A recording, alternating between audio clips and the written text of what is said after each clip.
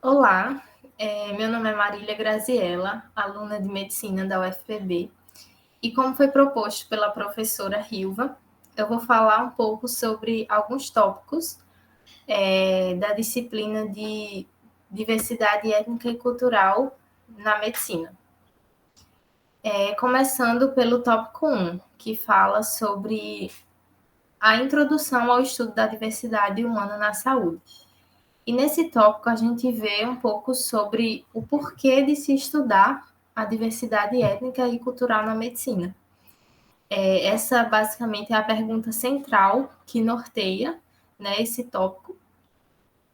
E o objetivo, a importância desse estudo reside justamente no fato de garantir futuramente, né, a partir do momento em que nos formarmos como médicos, garantir acesso universal e equidade na atenção à saúde, sem quaisquer privilégios ou preconceitos, de modo a atender às necessidades específicas dos diferentes grupos que compõem a sociedade, como, por exemplo, pessoas com deficiência, pessoas que pertencem à comunidade LGBTQIA+,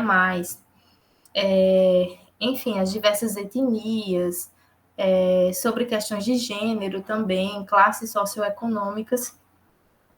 Então, ter essa formação humanística é de fundamental importância para o estudante de medicina, de modo que essa parte mais humanística, mais filosófica e social, é um eixo que vem para complementar o conhecimento técnico, né? Porque, como nós sabemos, esse conhecimento técnico ele já não serve mais para abranger todas as questões de saúde. Então, esse eixo humanístico serve para ampliar a visão do médico sobre os pacientes.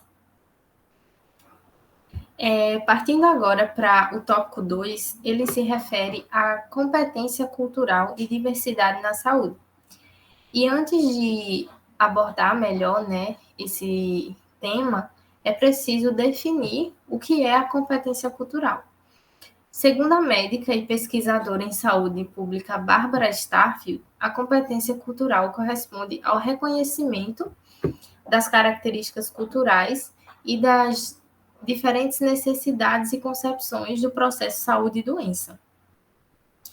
E eu trouxe também outra definição, que é de Josefa Campinha Bacote, é uma pesquisadora dessa área de competência cultural, e ela define como o processo pelo qual um profissional de saúde se empenha para se tornar capaz de trabalhar efetivamente dentro do contexto cultural da pessoa, família ou comunidade que necessita dos seus cuidados. Então, no campo da antropologia, o conceito de competência cultural, ele pode ser comparado ao de relativismo cultural, né, que foi um conceito que ganhou força através das obras do antropólogo Franz Boas, no final do século XIX, e esse conceito de relativismo cultural, ele surgiu como uma forma de rechaçar o etnocentrismo e o positivismo. Definindo, portanto, que uma cultura ela não pode ser analisada ou julgada a partir da perspectiva de outras culturas. Ela deve ser analisada, ela só pode ser analisada a partir de sua própria perspectiva, para que não sejam gerados, enfim, preconceitos e nem hierarquização, como acontecia no caso do etnocentrismo e do positivismo. Então, a gente pode concluir, portanto, que a aplicação da competência cultural resulta em uma maior eficácia do cuidado. Então, o paciente ele vai ficar mais satisfeito com aquele atendimento que leva em consideração a sua perspectiva cultural. Além de que vão ser feitos diagnósticos mais precisos e também vai ser gerada uma melhor adesão ao tratamento. A gente pode ressaltar também que, apesar da existência de muitas políticas públicas instituídas pelos órgãos governamentais que visem diminuir as desigualdades em saúde, como, por exemplo, a Política Nacional de Saúde Integral à População LGBTQIA+, e também a Política Nacional de Saúde Integral da População Negra, a gente vê que, na prática, a competência cultural ainda não é efetivamente colocada em prática.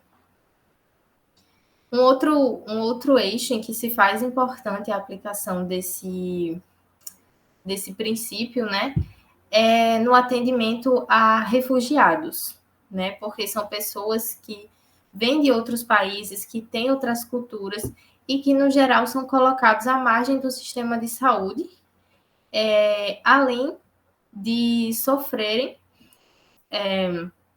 muitas vezes, essa negligência por parte dos próprios profissionais de saúde. Então, mesmo quando são integrados no sistema de saúde, a prestação dos cuidados acaba esbarrando nessas diferenças culturais desses pacientes estrangeiros, sendo frequente o discurso por parte dos profissionais de saúde que tais pessoas não colaboram, não aderem ao tratamento. Então, tem todas essas questões, tem as diferenças linguísticas, as diferenças culturais, e que acaba gerando uma dificuldade no tratamento, né? Mas, muitas vezes, isso resulta justamente da falta de competência cultural dos profissionais, o que impede que eles exerçam uma abordagem etnográfica adequada para cada paciente.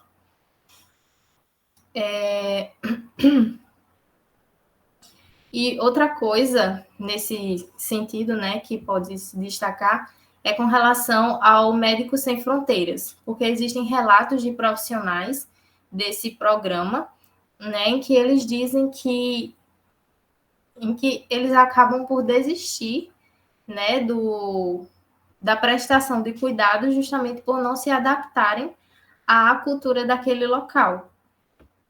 E isso impossibilita, né, uma conexão com o paciente, que é muito importante para o cuidado, então eles acabam desistindo. Então, trabalhar a competência cultural nesses aspectos, nesse sentido, né, se faz de extrema importância. Dentro do nosso próprio país, a gente também pode perceber muito isso, como a falta de competência cultural acaba prejudicando em muitos aspectos o cuidado a certas populações, como, por exemplo, o atendimento aos sertanejos, né, que são indivíduos que estão muito ligados a costumes muito próprios, muito regionais, são pessoas que muitas vezes são muito religiosas, e aí eles têm uma visão diferente sobre muitas questões da vida, como, por exemplo, o próprio processo de adoecimento, o processo de tratamento das doenças. Então, pode ser difícil para o profissional de saúde ganhar a confiança do paciente, muitas vezes isso é até algo que é gerador de angústia para o profissional, né? Estar diante daquelas práticas, daqueles costumes tão diferentes. Então, se o médico não souber trabalhar a questão da competência cultural, acolher as visões daquele paciente, isso pode resultar em um atendimento que vai ser ineficaz. Então, eu concluo essa parte ressaltando a importância, né, do treinamento dos profissionais de saúde para o desenvolvimento da competência cultural e, inclusive, na faculdade, uma das ferramentas que nós estudantes aprendemos e que podem ser utilizadas no âmbito da saúde para desenvolver a competência cultural é justamente o método clínico centrado na pessoa, né, que é o MCCP, que ele é constituído por 4 componentes, que são, primeiro, explorar a saúde, a doença e a experiência da doença. Segundo, entender a pessoa como um todo, o indivíduo, a família e o contexto. Terceiro, elaborar um plano conjunto para o manejo dos problemas. E quarto, intensificar a relação médico-paciente. Então, todos esses são metodologias que contribuem, né, guiam, de certa forma, o profissional para o exercício e o desenvolvimento da competência cultural. Passando agora para o tópico 3, ele tem como título Diversidade Humana e Subjetividade na Saúde. E aí, nesse contexto, os autores do livro Saúde, Cultura e Subjetividade, uma referência interdisciplinar, eles apresentam, né, o conceito da teoria da subjetividade. Essa teoria, ela propõe a indissociabilidade entre o indivíduo e o social, de modo que há a possibilidade de os indivíduos produzirem diferentes sentidos para os dilemas de sua existência, inclusive para o processo de adoecimento. Então, é um conceito que contrasta com perspectivas que focam unicamente na patologia e que, portanto, reduzem os sujeitos a simples diagnósticos, como acontece, como nós sabemos, né, no modelo biomédico. Esse modelo ele tem por base o positivismo e corresponde a uma visão curativista da saúde centralizada no médico e na doença. Esse modelo biomédico, né, ele teve sua origem a partir de um estudo feito por Abraham Flexner no ano de 1910, e esse estudo ficou conhecido como Relatório Flexner. E aí a sua pesquisa alcançou uma grande aprovação, né? E o resultado foi a adoção desse modelo que predomina no Ocidente, que ficou conhecido, né, como modelo biomédico. E aí, como já foi citado, nesse modelo, o tratamento do doente se concentra no alívio da dor por meio de medicamentos, né? Não levando em consideração causas psicossociais das enfermidades. Então, o foco é basicamente a patologia. E um documentário que ilustra bem essas características de um modelo biomédico é Psycho, SOS Saúde. Nesse documentário é mostrada a realidade do sistema de saúde estadunidense, o qual é essencialmente médico-cêntrico, e aí tem a comparação do sistema de saúde dos Estados Unidos com o sistema de saúde de outros países, né, que adotam sistemas universais. Então, nesses outros países que adotam sistemas universais, a gente consegue observar que, apesar do modelo biomédico ainda estar muito presente, o que a gente observa é que a descentralização que caracteriza o sistema de saúde desses países permite um olhar mais voltado para a subjetividade do paciente, se a gente for comparar com o sistema dos Estados Unidos, por exemplo. E outra coisa que a gente pode destacar é que o modelo biomédico ele não tem repercussões apenas a nível individual, mas também a nível coletivo. Porque, por ele ser centrado no diagnóstico e na medicalização, ele encontra forte estímulo para pesquisas nas grandes transnacionais de medicamentos e tecnologias. Né? E essas transnacionais elas estão localizadas naqueles países que são mais favorecidos economicamente. Então, acaba que as pesquisas se centralizam nesses países, deixando de lado as doenças que acometem as populações mais desfavorecidas, né, que são as populações dos países subdesenvolvidos.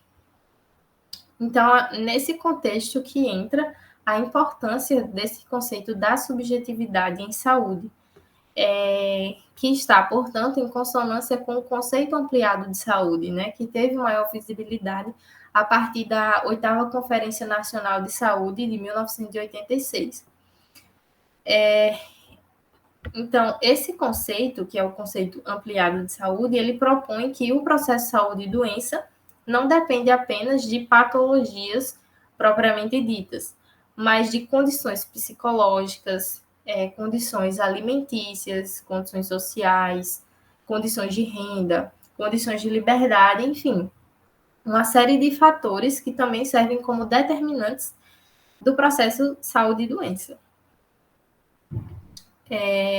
E a título de exemplificação, uma situação onde o olhar apenas para a patologia e para os sinais apresentados pelo paciente, que é o método principal na medicina biomédica, não funciona, é o tratamento de pessoas que são hipocondríacas, né?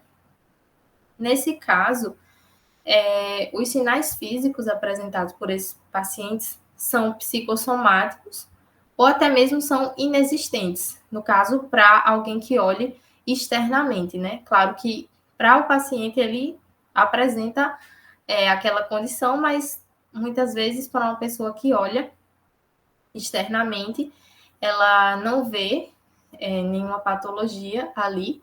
Então, nessas situações, o tratamento medicamentoso ele é ineficaz. Pelo contrário, muitas vezes se institui um tratamento medicamentoso nessas situações, pode até acontecer um efeito nocebo, né? Um efeito negativo para o paciente, decorrente da introdução de fármacos. E aí isso torna o tratamento ainda mais delicado. Mas é importante também a gente ressaltar que os hipocondríacos, eles não fazem isso de maneira proposital, né? É uma condição médica, é algo que acontece inconscientemente. Então, cabe ao médico, nessas situações, utilizar justamente desse conceito de subjetividade para perceber as diversas nuances desses pacientes, né? Em primeiro lugar, para entender que o paciente ele não apresenta de fato a doença física da qual se queixa, mas também, em segundo lugar, para ter consciência de que aquela condição psicológica também é algo sério, também se trata de uma condição médica, né, que deve ser vista com atenção e não com menosprezo, como muitas vezes a gente observa que acontece. O tópico 4, ele se refere à igualdade, equidade e inclusão das minorias sociais na saúde. E aí, com relação a esse tópico, é importante consolidar o entendimento acerca de alguns conceitos, né, para poder a gente aplicar isso na prática. Então, primeiramente, o conceito de diversidade corresponde à heterogeneidade dos indivíduos, ou seja, as diferenças que existem decorrentes da construção de cada sujeito enquanto ser humano. Já o conceito de equidade, ele corresponde a levar em consideração a diversidade dos indivíduos e fornecer os aparatos necessários para que todos tenham acesso às mesmas oportunidades, levando em consideração as particularidades de cada um. A integração corresponde à aceitação e à inserção de pessoas que já foram excluídas, e a inclusão é um conceito mais abrangente que a integração. Muitas vezes se causa confusão entre esses dois conceitos de integração e inclusão, mas a inclusão ela é mais abrangente que a integração, porque ela parte do pressuposto de que apenas aceitar e tentar inserir uma determinada minoria não é suficiente para garantir o pleno acesso daqueles indivíduos aos serviços, né? Então, nesse conceito de inclusão, é necessário que se realize modificações e reestruturações sociais, políticas e culturais que estejam voltadas para garantir o pleno acesso dessas minorias. E aí, uma situação, por exemplo, em que uma unidade de saúde adota a utilização do nome social, porém não treina os profissionais que ali trabalham, né, para saber conduzir uma consulta a uma pessoa LGBTQIA+, e também para atender às necessidades de saúde específicas desses grupos. Então, essa situação reflete a presença de integração e de diversidade, né, porque a gente viu que essa unidade de saúde vai estar acolhendo essas pessoas e adotou a utilização do nome social, mas nesse caso não tem nem equidade e nem inclusão, porque a equipe não está preparada para lidar com essa população. E outra situação que a gente pode exemplificar, né, nesse contexto é, por exemplo, uma unidade de saúde que não apresenta rampas para o acesso de pessoas com deficiência física, mas que implementa ações de saúde voltada para esses pacientes, como, por exemplo, a formação de grupos de apoio para esses indivíduos. Então, nesse caso, a gente observa que há diversidade, né? Porque se tem ali a criação de grupos de apoio, aquelas pessoas estão ali envolvidas, mas não há integração, nem inclusão e nem equidade, porque a acessibilidade aí é praticamente inexistente. E ainda dentro do contexto das unidades básicas, a falta de equidade também pode ser vista na resistência por parte de alguns profissionais de saúde na realização de visitas domiciliares a pacientes acamados. Muito frequentemente, esses pacientes são tratados como preguiçosos ou mal cuidados, transferindo a responsabilidade da consulta para os cuidadores. Então, esses profissionais, ao fazerem isso, não consideram as individualidades do indivíduo, né, que está ali impossibilitado de comparecer a uma consulta e, portanto, isso não acaba por não promover um cuidado equânime. Então, para finalizar esse tópico, né, a gente conclui que se faz necessário que os profissionais fiquem muito atentos a essas questões, para que as demandas dessas minorias sejam atendidas, né, e que, portanto, o direito constitucional à saúde seja plenamente garantido.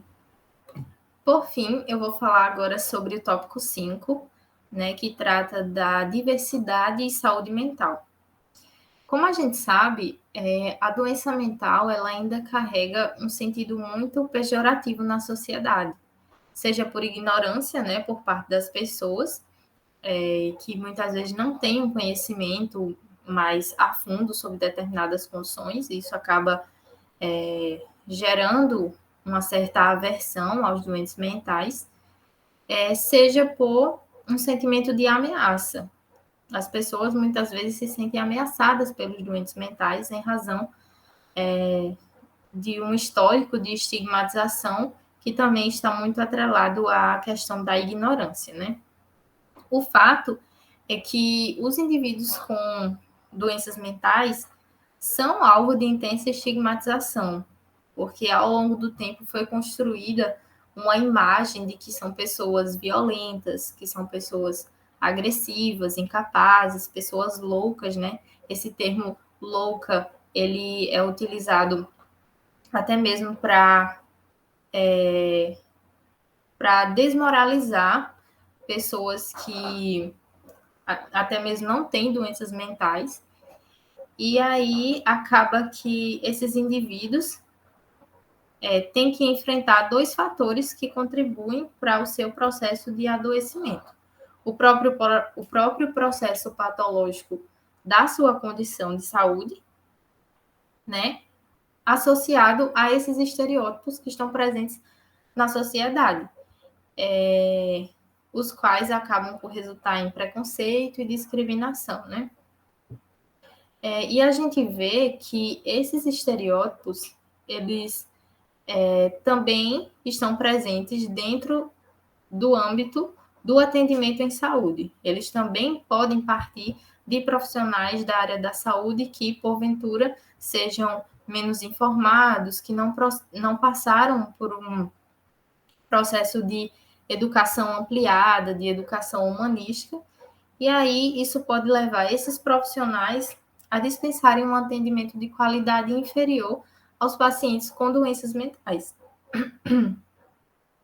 Então, o que deveria ser algo que iria ajudar essas pessoas acaba sendo, na realidade, um fator iatrogênico para a saúde dessas pessoas, ou seja, ou seja, algo que faz mais mal do que bem.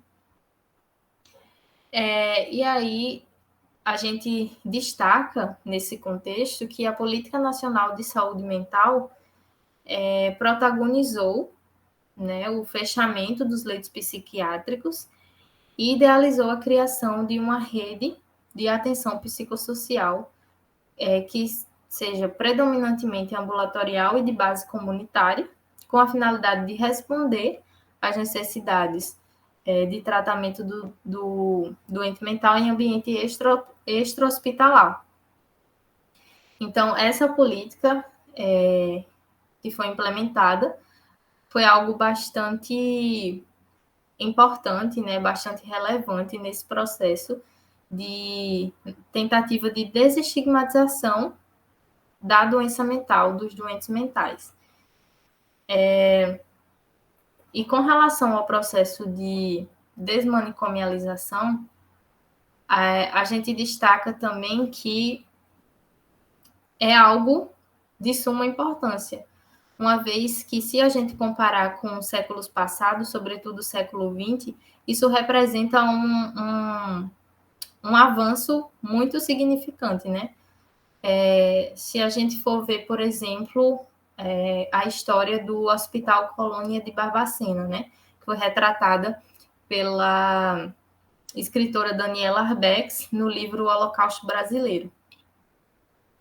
Nesse livro, ela retrata, né, a realidade da internação psiquiátrica massiva que ocorreu nesse período, no caso, no Hospital Colônia de Barbacena. E aí a gente vê os maus tratos, né, sofridos pelas pessoas que foram internadas, a negligência e todas as mortes que aconteceram no local. Além disso, como outro fator histórico, né, a gente cita também a história da médica psiquiátrica Nise da Silveira, que foi retratada no filme Nise, o Coração da Loucura, de 2015. E aí, nesse filme, a gente também consegue observar o descaso com que os pacientes psiquiátricos eram tratados nas instituições e a gente vê também a revolução que foi feita pela médica Nise no tratamento desses pacientes, porque ela lutou radicalmente contra práticas agressivas que eram adotadas no tratamento, como, por exemplo, o confinamento nos hospitais psiquiátricos, o eletrochoque, a lobotomia. Então, ela lutou contra essas formas de tratamento e também estimulou a expressão artística dos pacientes, né? Também como uma forma de tratamento. Por fim, passando para o contexto agora do nosso estado, né, aqui da Paraíba, a gente consegue ver que há um grande avanço no cuidado do paciente da rede de atenção psicossocial. Isso a gente nota se observarmos, por exemplo, o fechamento de inúmeros leitos no Complexo Hospitalar Juliano Moreira, juntamente da readequação do seu serviço para contemplar maneiras mais efetivas de tratamento, sem ter uma internação compulsória e nem o uso indiscriminado de contenções mecânicas e químicas. Mas também há muito o que melhorar ainda, se a gente pegar como exemplo, o PASME, né, que é o pronto atendimento em saúde mental. Nesse caso, ele ainda adota técnicas um pouco ultrapassadas de tratamento.